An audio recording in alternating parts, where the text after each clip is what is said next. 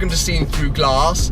Now, for those of you that follow me on Instagram and Twitter, you may have seen that last week I posted some pictures of a Ferrari 360 Challenge Stradale currently for sale at HRO in Ferrari London for £139,000. Actually, I think it was £139,990. But anyway, I think that might make it the cheapest Challenge Stradale in Europe. And whilst I have about 5p to my name right now, I feel like if the cheapest Challenge Stradale in Europe is for sale in London, I have to go and check it out.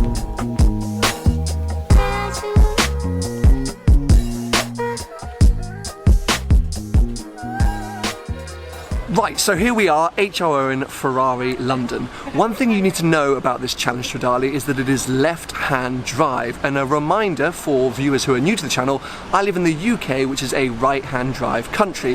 However, it's not that unusual to find supercars like this that have been imported from mainland Europe or Hong Kong or even the Middle East and are left-hand drive. And that is because they are usually cheaper than their lesser produced right-hand drive counterparts. Anyway, let's head inside and check this one out. Here it is. Oh my god, I'm in love. Just gonna make sure no one else is around. This is like the dealership's underground lair. Some pretty insane cars here. Right, let me absolutely nerd out before anyone else comes down and joins me. This is the car. So, first thing you'll notice, stripeless version. No iconic Challenge Stradale stripe. I actually don't mind that. I quite like it. It really reminds me of my 360 Modena. Again, viewers who are new to this channel, I do own a Ferrari 360 Modena, which actually looks quite similar to this. However, external differences. We have a different front bumper. I actually have Challenge Stradale grills on my car, but the entire front bumper is different. We have the beautiful 19-inch Challenge Stradale wheels. We have these carbon fiber mirrors around the back. Actually, sorry, we've got different side skirts too, slightly different profile. Mine curve up. These ones come a little bit lower. The whole ride height of the car is down, I think, 10 mil, 20 mil, so it sits a bit lower, has a better stance.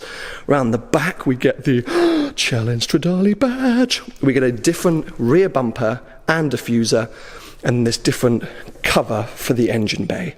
Oh, inside. Let's talk about inside. Open this thing up. Oh, I'm opening up a Challenge Stradale.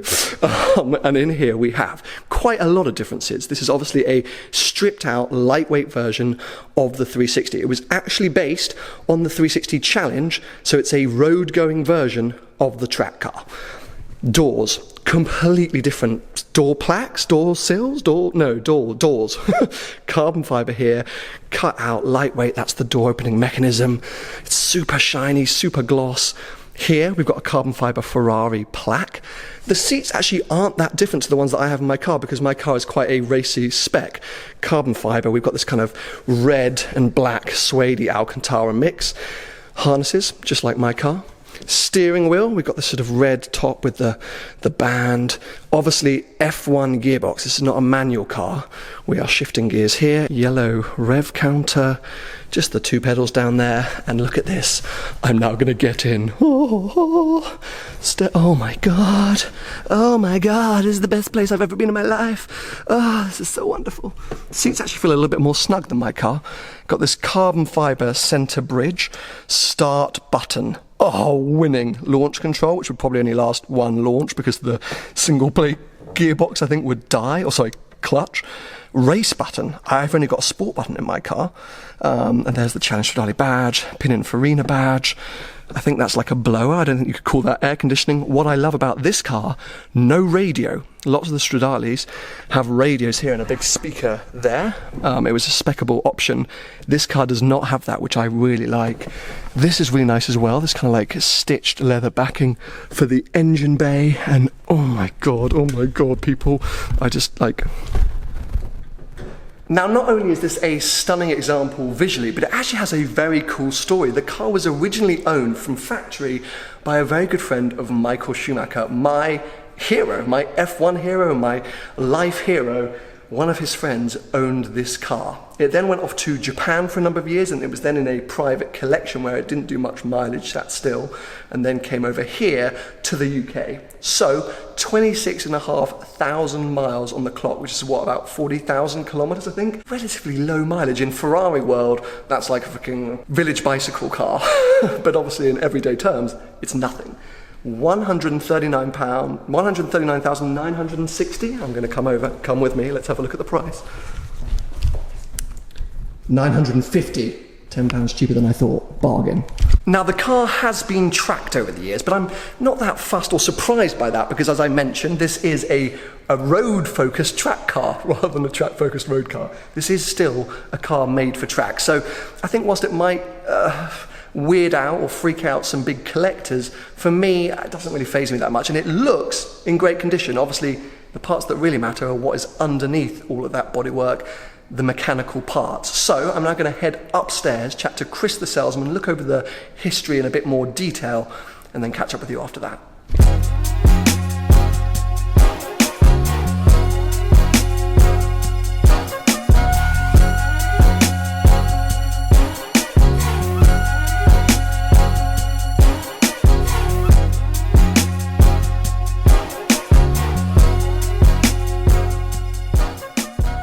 Now, this being a Ferrari dealership, I can't exactly come here and not show you some of the other cars they have in stock, because look what is up here on the main floor. A LaFerrari, a casual LaFerrari, listed at £2.5 million. That thing is absolutely stunning. Got some other amazing cars knocking around. There is a 488 Challenge here, all blacked out, super stealth, looking very aggressive. We've got this kind of emerald green looking California T, which is a wacky colour, but I actually quite like it. It's a bit unique, a bit different. You don't often see Ferraris in this colour, let alone California Ts.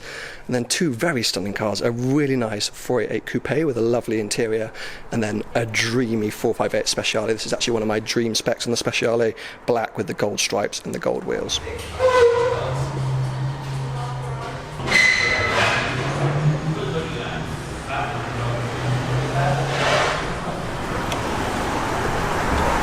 I bet you didn't even notice what car was behind you, did you? TB Forza car. Oh no, yeah, I saw it in my wing mirror. Dude, I'm in trouble. Are you really in trouble? I'm in trouble. Help me.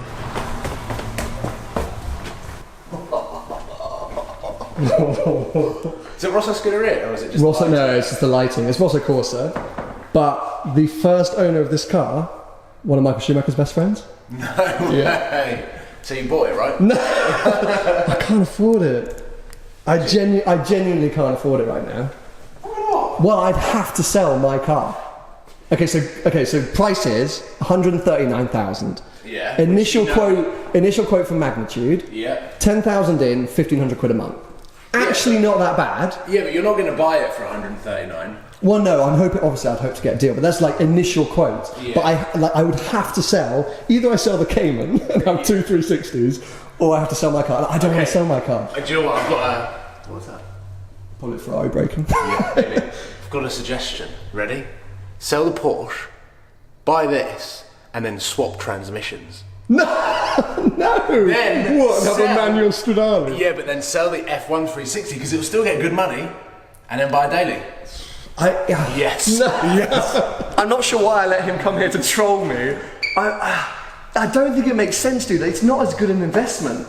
Honestly, I know I'm not a Ferrari investing kind of guy, but this will, I think, be more unstable for my money long term than my current car. With a right-hand drive manual? Yeah, right-hand drive manual in the UK will hold its money better than a left-hand drive tracked, highly tracked, and very complicated history. Good history, though. Good, but it went to Japan for 6 years. Oh, did it? Yeah. Oh, that's why the price is low, maybe. I guess. I think they're just saying that they struggle to get rid of left-hand drives in the UK until idiots like me come along and go, YOLO! It looks good though, doesn't it? It looks really cool. And it's got the wheels you want, it's got the exhaust you want. Just buy the car so I get the wheels and the exhaust and put them on my car. I mean, I came down here today to just show you guys that car because I thought, how cool, like the cheapest Stradale in Europe. I do think it might be the cheapest Stradale in Europe. And of course, unsurprisingly, I've fallen in love with it, because which Stradales do I not fall in love with? But despite Paul Wallace's trolling and despite the amazing deal on offer, I don't think it's right. It doesn't feel like the Stradale I should be buying. I've always said that it's my goal in life to own one of those cars, and I will only buy one when I feel like I've achieved what I want to achieve out of life, when I'm in a position to really enjoy one of those cars, and I don't think I'm in that position right now. So yes, I've got to keep those goals as goals, because if I achieve them all now at 28, what have I got left to aim towards in my life? I love my 360 Modena. It's my first Ferrari. It is going to be so special to me for hopefully the rest of my life. I really, oh, there's an FF. Ferrari gang, except I'm in the Porsche today. Awkward. But yes, I want to keep my current car until I'm an old man and say to people, this was my first Ferrari. And if I sell it now to buy a Stradale that I'll probably do 2,000 or 3,000 miles in and then have to sell again because otherwise the values will plummet, it doesn't feel right. It doesn't feel the correct thing to do. So yes, I'm sure a lot of people won't understand this and will say, buy it, but it's not going to happen, I don't think. I hope you've enjoyed the video anyway. Give it a thumbs up if you have, and make sure you subscribe for plenty more videos to come.